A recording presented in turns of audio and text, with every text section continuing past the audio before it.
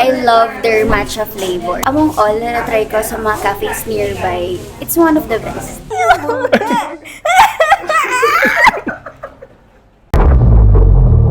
Finally, nakabiyahe na tayo papunta sa South at nabisita na natin ang Mamush Cafe, ang sikat na tambayan ng mga riders dito sa Imus, Cavite. Hi, good day mga tol. Nandito ngayon tayo sa Imus, Cavite. Imagine from Bulacan, bumahe tayo dito para ma-meet natin the brain of Mamush Cafe PH, si Mamo Ria. Wala nga sa puntakan, kaya mo pa. Matagal din na po akong supporter eh. Sabi ko kailangan ko talaga makapunta dito. Ma'am, may questions lang po ako about dito sa Mamush Cafe. Kailan po siya nagsimula? Nag-soft opening kami, mid-November. Pero yung grand opening, talaga, January. And bakit po siya tinawag na Mamush Cafe? Yung Mamush na name kasi, tawag yun sa mama ko, ng anak ko. Ang pangalan kasi nung mama ko, Rose. Bulol yung unang apo, tinuturuan, Mami Rose, naging Mamush. Napagsama niya? Kaya sunod-sunod yung mga apo, yun na yung tinawag hanggang sa anak ko. Una kasi tumawag nun yung anak mo, kuya ko, yung panganay niya. Actually, the main reason bakit ko na-discover din yung Mamush Cafe, kasi follower ako nung tatlo nila Nini and Brothers. Is Mamush Cafe for motorcycle enthusiasts? Hindi. Ganito kasi, unang nag-open tayo, ang customer namin talaga, number one target, community lang sa neighborhood. Kaso one time, yun nga, sa totoo nung unang dating ni Lash Moto dito, hindi ko alam na Lash Moto siya. Kasi dumating siya dito, nakakotse. Dito naman kasi na kung ano itsura mo, ano damit mo, same. Kung paano tratuhin, pare-parehas lang. Walang VIP. Lahat VIP. So, nagulat ako na lang. Bumalik na sila. Kasi nasarapan nga daw kasi yung sa matcha ang favorite. Grabe, Mama! Sarap ng matcha! Bakit 1 week na wala? Sarap! Enjoy! Minamay day na niya, tapos chinek namin, nagulat siya. Yung pala talagang Vlogger pa siya. Sabi niya, Mamo, ang sarap ng matcha. Kaya simula nun, yun na, madalas na siya napunta rito. At kami dito, naging parang isang pamilya na din. Kasi nga, sobrang laki ng utang na loob namin kay Lash, kay Goddess. Kasi sila yung nagpakilala sa amin sa motorcycle. Katulad mo, hindi kita makikilala kung hindi dahil sa kanila. Kaya talagang super solid pasasalamat.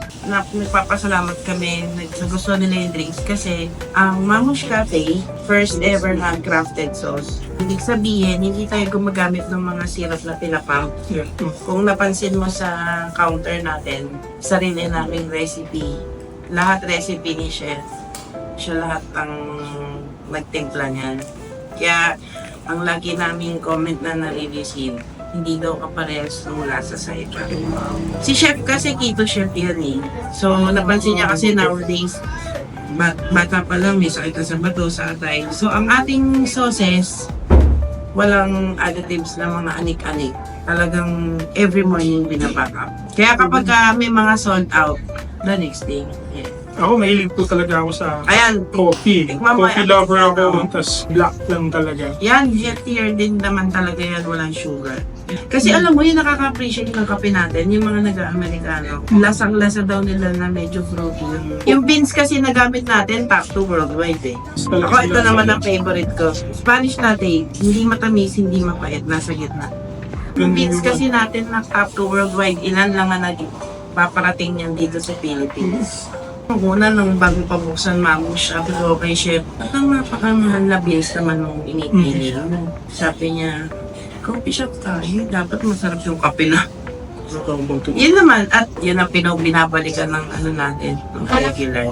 Ako po kasi talaga mahilig ako sa black coffee. Alam ko pag yung hindi siya from beans, yung lasa, ito talaga. Ayan, yung mga nag-Amerikano talaga nakaka-appreciate.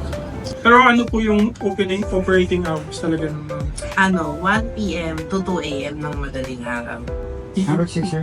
Ito po yung American burger natin. I got it for the baby pot. Better than Krabby Patty yan.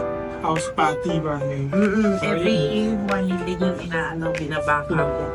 100% pure beef. Sakto, nag-break ako ng fast. Yan. Nandiyan naman. Tignan natin kung husgahan mo yung burger Gawin natin. natin yung burger. Yung bun na gamit natin, order natin yan sa baker. Brioche bun.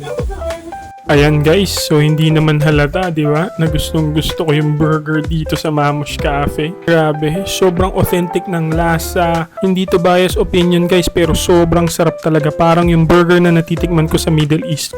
Thank you at nagustuhan. Ako na-miss yung Middle East eh. Hello po, good afternoon. Ako po si Chef Wilson, isa sa nagtayo ng Mamush Cafe. Chef Winston, kamusta ang pagiging chef dito sa Mamush?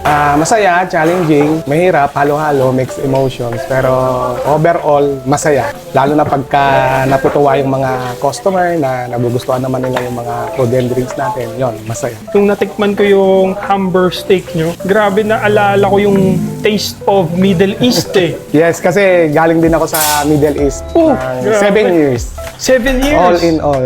Total, 7 years lang. Sabi ko na hindi ako pwedeng magkamali sa Tapos yun, lasa yung eh. patty natin, sarili namin gawa yan from the scratch. I-invite ko kayo na sana makapunta kayo dito sa Mamush Cafe ngayon o kaya sa mga susunod na araw para matry nyo yung handcrafted sauce namin and syrup saka yung mga from the scratch na pagkain namin. Hi, anong pangalan? Hi, my name is Melijah. Melijah. Yes. Nice name. Okay, Melijah, madalas ka ba dito sa Mamush Cafe?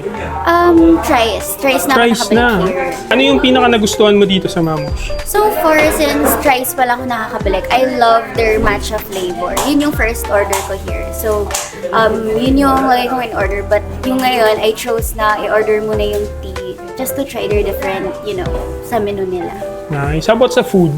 What's your favorite dito? Go-to na for the 3 times na pagpunta? It's probably the fries. Yun. Kasi, among all na na-try ko sa mga cafes nearby, it's one of the best. Nice. Awesome. Thank you so much. Hi, anong pangalan? Hello po, I'm Sean. Sean. Okay, Sean. Madalas ka ba dito sa Mamush? This is my second time. Second time. Okay, napabalik ka, which means may nagustuhan ka. Ano yung favorite mo dito sa Yung place din na pwedeng mag-aral, like kung anong ginagawa ko po ngayon. Nag-aaral kayo, no? Ano bang pinag-aaralan niyo, if I may ask? For exam. Exam? Next week. Good luck, Sean. Thank you po. Ano yung favorite mo dito sa Mamush? Actually, sa lahat po ng coffee shop, ang go-to ko is something Oreo na frap merong or anything Oreo milk tea mix, like yeah. that. Tapos, actually masarap din yung Oreo coffee blend nila dito. Yun din yung go-to ko. Okay, Liza, kumusta naman ang pag-work dito sa Mamush Cafe? Okay po, masaya po. Po akong OJT po dito. Tapos nag-regular na po ako. Nice. Broken, kumusta? Okay naman. Good. Kumusta ang pagiging barista dito sa Mamush Cafe? So far, so good naman. May araw na mabigat, may araw na magaan. Pero ganun talaga. All in all, goods lang. Masarap magtrabaho. Pag basta mahal mo yung work mo. Pag passion mo yung Pag passion ginagawa yung mo. ginagawa mo, wala ka ng problema. Tuwing kailan ba yung mga peak days nyo dito? Usually kasi pag weekends, dyan talaga nagpipick yung mga coffee shop. So pag weekdays naman, may mga times na talaga rin. And may mga araw na patay, pero pagdating ng oras ng nagkakape na yung mga tao, yan. So parang everyday, pero usually talaga weekends. Pero solid. Bro, ang sarap ng coffee. Hi, anong pangalan? Ako nga pala si Kusinerong Taverner. Kung ang hanap nyo yung mga parang the best na food, tulad nito ininom ko ngayon. Kasi dito sa Mamush, lahat ng gawa nila dito, all natural. So kung gusto nyo man mag-chill lang, tumambay, kasama mga jowa nyo, mga Siya ba yun? kaibigan nyo, Ay, hindi. mga kaibigan nyo. Punta lang kayo dito sa Mamush at welcome kayo. Nice. Regular ka ba dito, bro? Sa Yes, Mamush? regular ako dito. Sabihin natin for a month, like every weekend. Cool. Ano yung pinaka-favorite mo na in-order dito sa Mamush?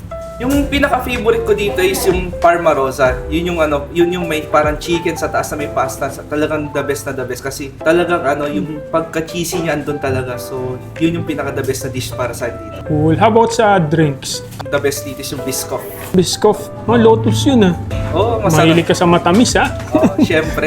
Yeah, thank you, bro. So, yun. Chef, gusto na. Ay, Discount! ay. Thank you, Mamu. Yun, no? Lagi yan, lagi. Alam mo yan, lagi. Maraming salamat po Mami Ria sa masarap na kwentuhan, coffee at syempre pagkain. At syempre ang kanyang mababait at very accommodating na staff. May bonus pa kasi na-meet ko din ang mga lodi kong power trio. Una na dyan si Tropa Pips Goddess Moto, si Mima Sour the cute and bubbly Lash Moto,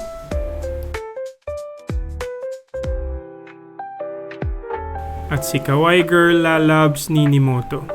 Bulakenya din yan.